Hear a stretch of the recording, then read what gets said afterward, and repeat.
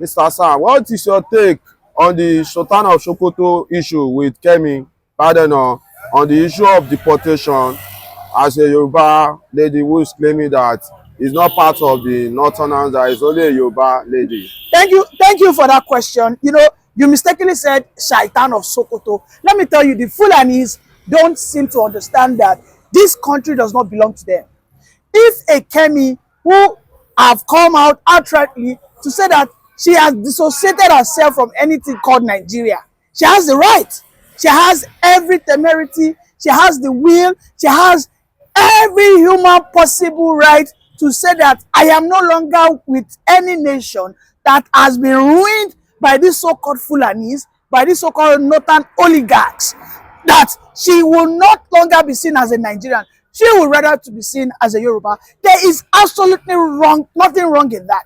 I understand the Northerners have been wailing, they have been crying, all various various social media. In fact, I have heard allegedly that the Sultan of Sokoto is planning on writing a letter of request that lady must be repatriated back to Nigeria for her to be dealt with.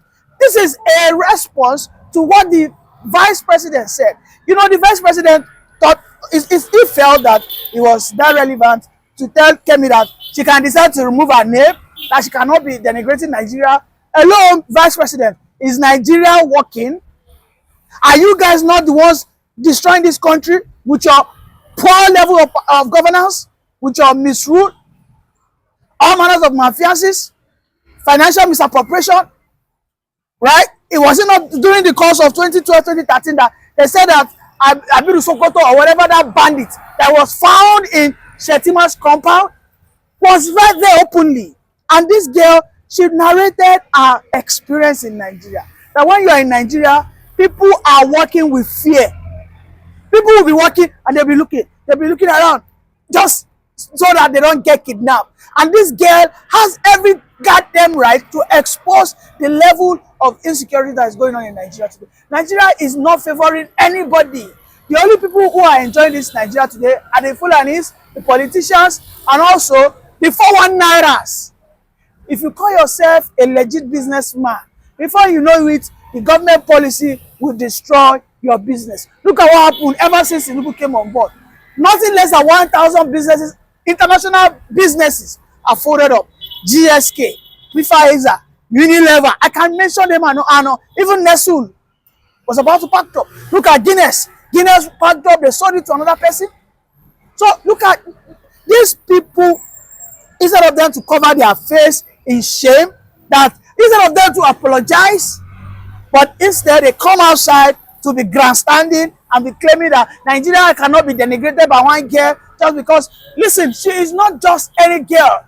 She is the leader of the Labour Conservative Party in the United Kingdom. She is a top politician. She has the influence to even put Nigeria in a blacklist.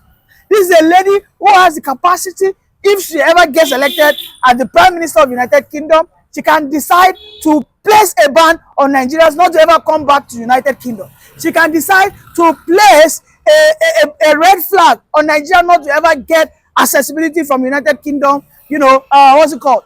This aid, financial aid. So respect cannot be given to Nigeria because Nigeria, as it were, Nigeria is in a third world country.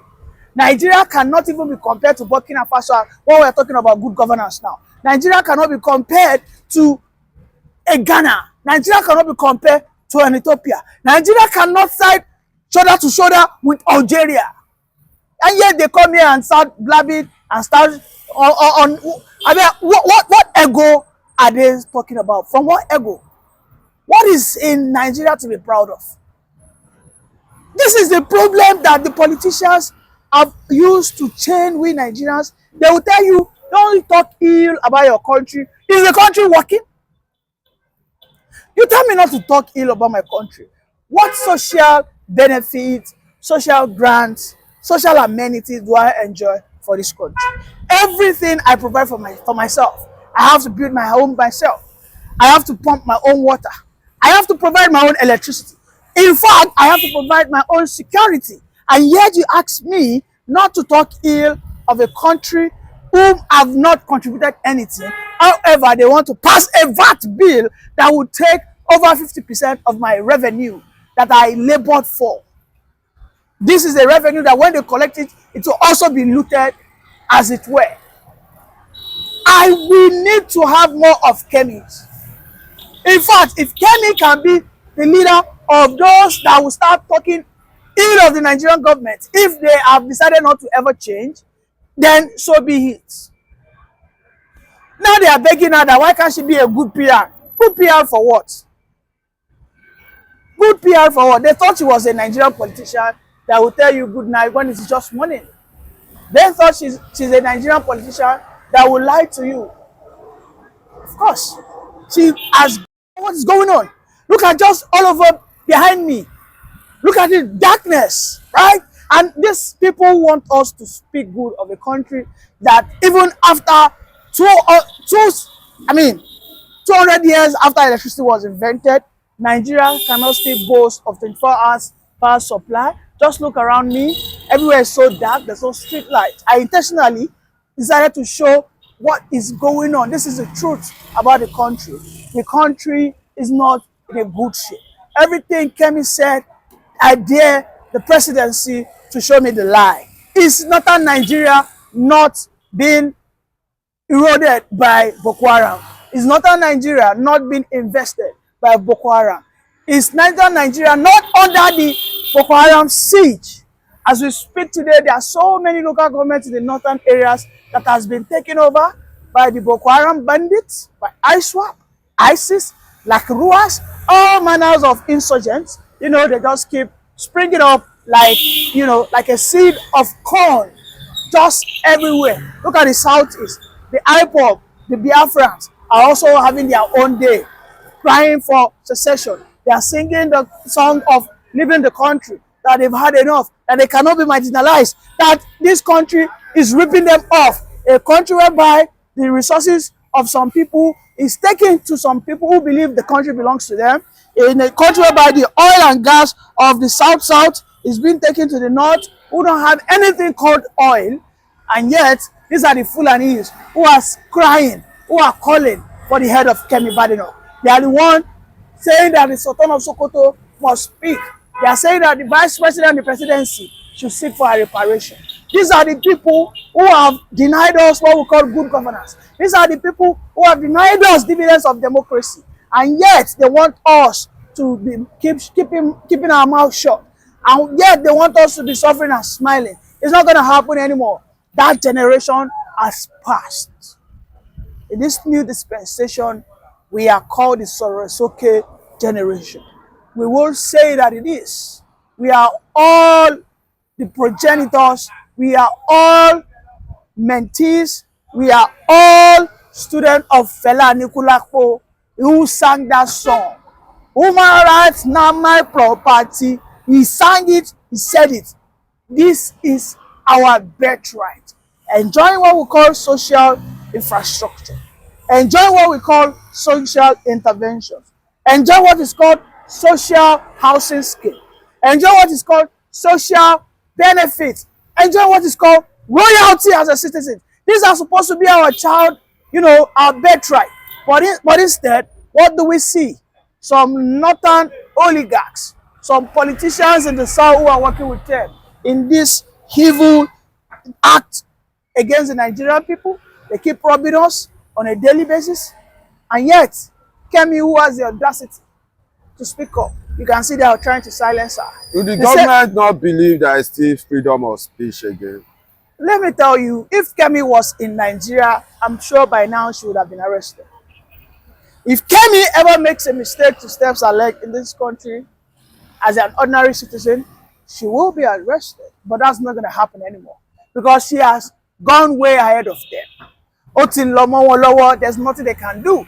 Look at a lady called Nurse Olamide. She was just arrested because she said that the police, Tinubu and all that, they will have their demise. Even Pharaoh to me. You know, a young lady said that Tinubu and Co, they will be unalive if they don't take care of the Nigerian people. They said they will meet their untimely death if Nigeria continues to suffer. And you know what? The police went ahead to arrest her, to remand her, and now she's being jailed just for such statement. Nigeria is in a state of capture. We are all not having what we call freedom of speech. We are just living.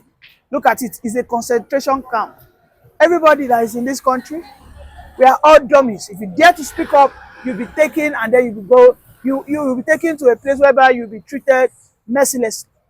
There is nothing called freedom of speech. There's nothing called freedom of expression. There's nothing called seeking for good governance. Because when you condemn them and you try to seek for good governance, they attack you, they come for your family, they come for your business. Look at what is going on with end bad governance. Look at those that wanted to protest to end bad governance.